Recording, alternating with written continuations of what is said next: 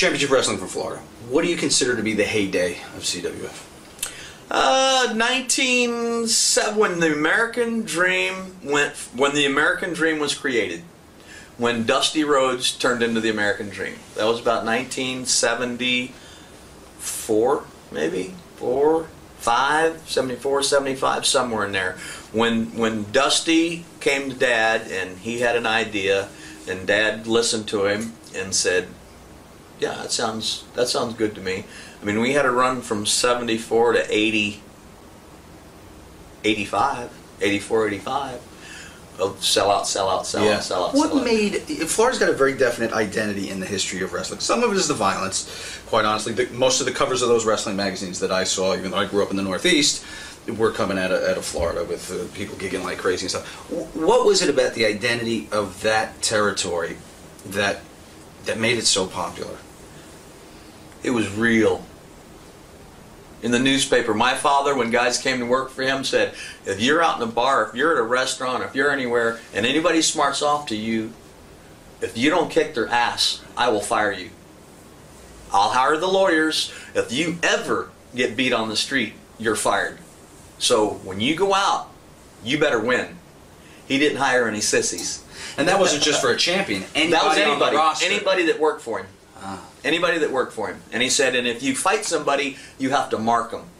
Because when they go tell their friend the next day they got in a fight with a wrestler, either you got to break their arm, their leg, their shoulder, black their eye, punch their face off, bite pieces out of their cheeks, whatever. Well, the next day, if they tell somebody they got in a fight with a wrestler, their friend has to go, holy shit, I ain't going to do that. You know? And if I was wrestling Kevin or if Dusty was wrestling somebody, if we were seen in the same restaurant, if we were seen in the same bar, if we were seen, oh, God forbid, the same car, fired. Right. Fired. Done. Back in the 60s, both of his best friends, Johnny Valentine and Red Bastine. Red lived out on the beach and Johnny was in Tampa. They were selling out every arena everywhere. Red had a little cookout on the beach on a Sunday afternoon. He invites John out. About 3 days later, Dad's someplace, and the guy comes by and says, I saw those guys that are fighting each other on TV. So they were at a barbecue out on the beach, and they're grilling on the thing and something like that. And Dad looked at the guy and he said, who? You know, the big blonde guy, whatever, Valentine? Yeah, Red Bastine? Where? And he knew where Red lived, and it was Red's house. He called both of them and he said, no need to come to the office, no need to come by, you're both fired. Don't go to the town. They were selling out every arena, everywhere. And they said, don't go to work tonight and don't come back. You're fired today. Wow. He put the credibility of real. When people saw the wrestlers in the ring, it was real. It was real. They were trying to beat each other. When I would go places and wrestle, I mean, more than one time, I'd just walk in the ring and stand there. And somebody would say, who is he? Because when I was the world's light heavyweight champion, I went a lot of places because I wrestled mostly in Florida. And I'd hear somebody else say, I'm not really sure who he is, but he's serious. He's here to do business. He just instilled in all of his athletes, all of his wrestlers, it's real. Make it real. Keep it real. If somebody said some smart ass to you on the street, comment about something, get in their face. You know, he said, don't ever let anybody talk down about your business, talk down about you, threaten you, or anything. So he made it real. That simple. Your dad's being credited as being the best finished man in the business. What does it mean, and can we have an example or two? Emotion. Psychology. Emotion.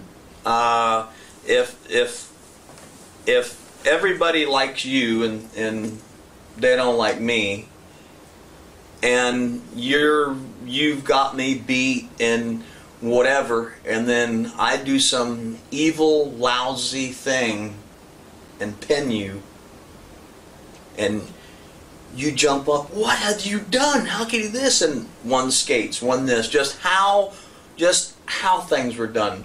You know, if we were threatening each other and you were the good guy, and I just punched you in the face and beat you, well, then you're a sissy.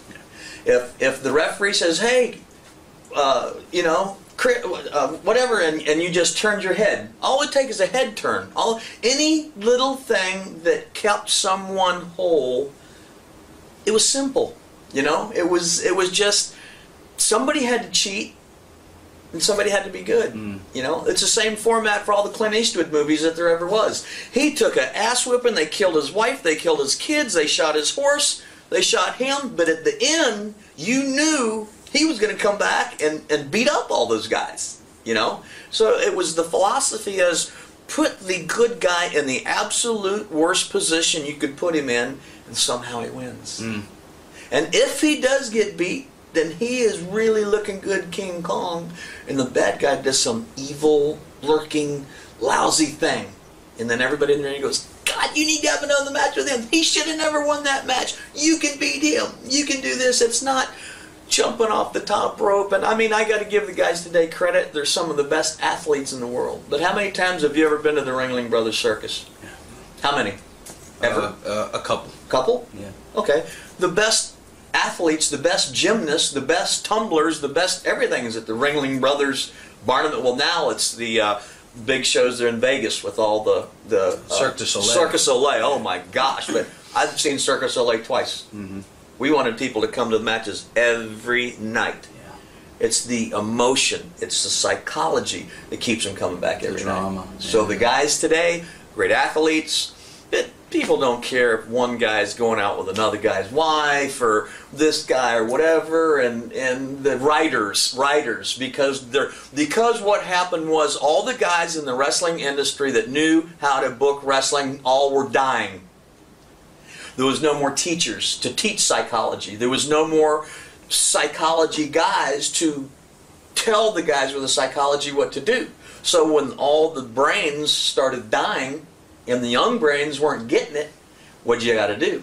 You got to go to lights and glamour and good-looking bodies and storylines that don't make sense in the wrestling world, and guys can do triple backflips and all this kind of shit where you go, I fall asleep watching the matches all the time.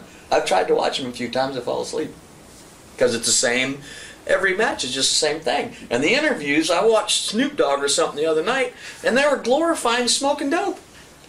I changed the station. Get Snoop Dogg, oh yeah, give me the box, baby, give me the box. And he takes one out, and then they do this corny ass break.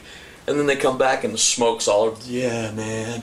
And they're like, what are they thinking telling kids it's cool to smoke dope? You know? I take it you're not sending your resume up there to be a road agent anytime soon. Well, I would. And I would sit with the stupid-ass writers and tell them the exact same thing. That was stupid. It ain't going to draw a dime. Not a dime. And I hope they all watch this. And Vince knows me. He knows that's probably why I don't work there, because everybody's afraid of me.